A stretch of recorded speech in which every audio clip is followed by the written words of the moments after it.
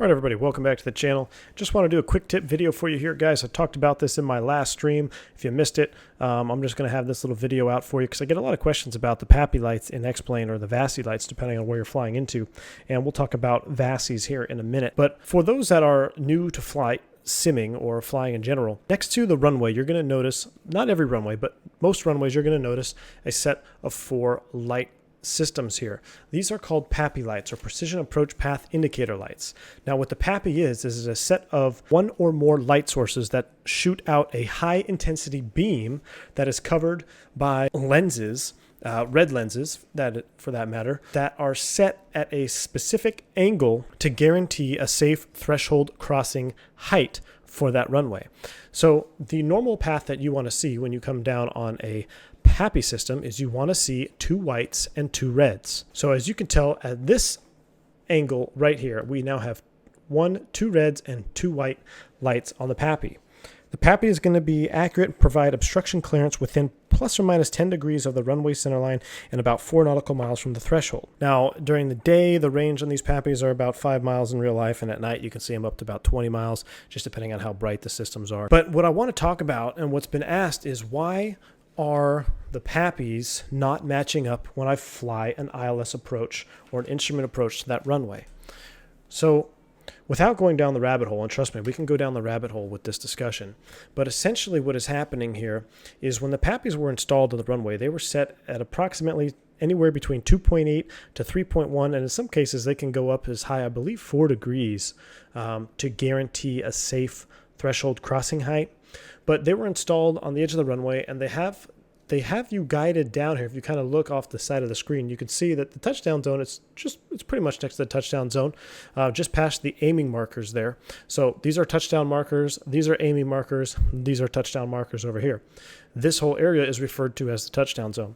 So if you follow the PAPIs down, you should be landing your aircraft within the touchdown zone. Now the reason that if you're flying an instrument approach and you come out and you break out at minimums and you see that you're 3 reds or 3 whites on your PAPIs, you're like, what am I doing wrong? What do I follow? Well, the simple answer is this. The glide slope antenna is installed on the runway is a little bit more accurate. And even though you could have the same angle of 3 degrees for the glide slope and for the PAPI, that could mean that there is a difference of threshold crossing height.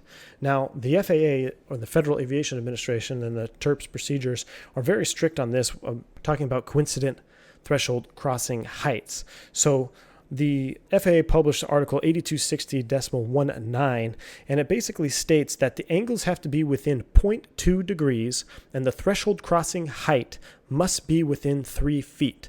So if you have an ILS glide slope, which you would see over here, side of the runway, just slightly past the PAPI bars, it kind of looks like a little metal tower that sticks up next to the runway.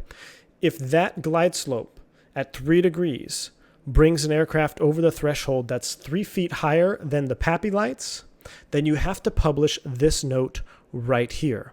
VGSI and ILS glide path are not coincident. In this case, it is just what we're talking about. We have a VGSI angle of 3 degrees, which VGSI refers to the visual glide slope indicator lights. On this runway, we have PAPIs. The angle is 3 degrees, and the threshold crossing height when you follow these PAPIs is 66 feet. Now, the glide slope down here is noted, it's also 3 degrees.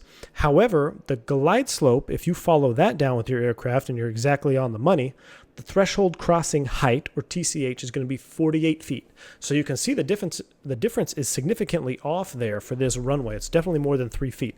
Anything more than 3 feet or 0.2 degrees must be published as a non-coincident glide slope and PAPI. So in this instance, real quick, just to solidify the discussion here, we know that if we follow the glide slope, we're going to cross at 48 feet. If we follow the VGSI, we're going to cross at 66 feet. That means we're going to be lower across the threshold with the glide slope. So that would mean the glide slope would have to be installed in front of the current PAPIs. So let's take a look at the Nimbus Simulation Studios Fort Lauderdale Airport here. Now, while this airport is significantly out of date, there's been some construction on this airport. You can still see here what we're talking about. We have a glide slope antenna, which is right here on your aiming markers, and then we have our PAPI lights, which are slightly behind the aiming markers. Now, if you were to draw 2 imaginary lines at a 3-degree path from these 2 pieces of equipment here, we would have one line going here at 3 degrees. We'd have one line going here at 3 degrees. This 3-degree path is going to bring the aircraft across the threshold at a lower altitude than it would if you were following the PAPIs.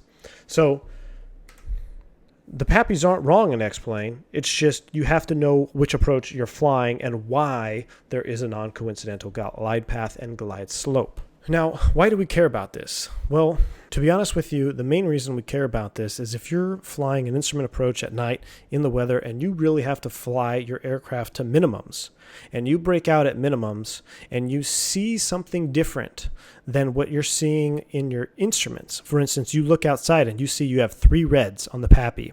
So you're flying at night in very low visibility. You got 3 reds, but your glide slope is showing right on the money. It's to avoid confusion and overreaction from the flight crew.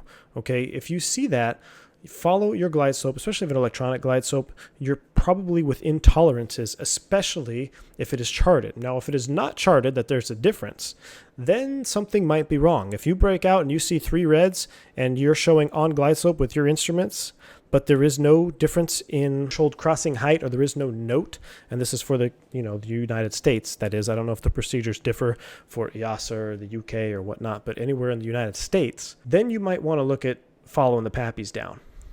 That might be an issue with your aircraft being out of tolerances. Now, I said this in my stream, and I'll say it one more time.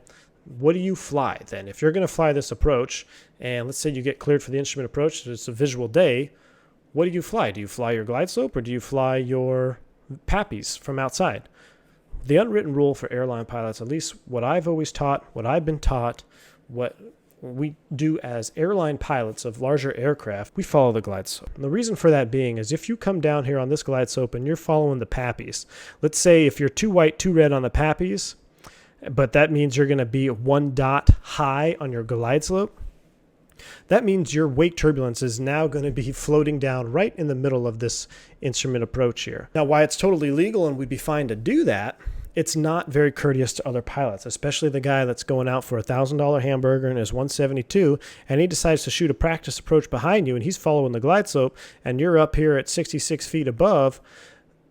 You're probably going to wake that aircraft behind you. So it's kind of the unwritten rule to fly the glide slope. That way, everybody's on the same page. It's more accurate anyway. So that's a little tidbit about PAPIs.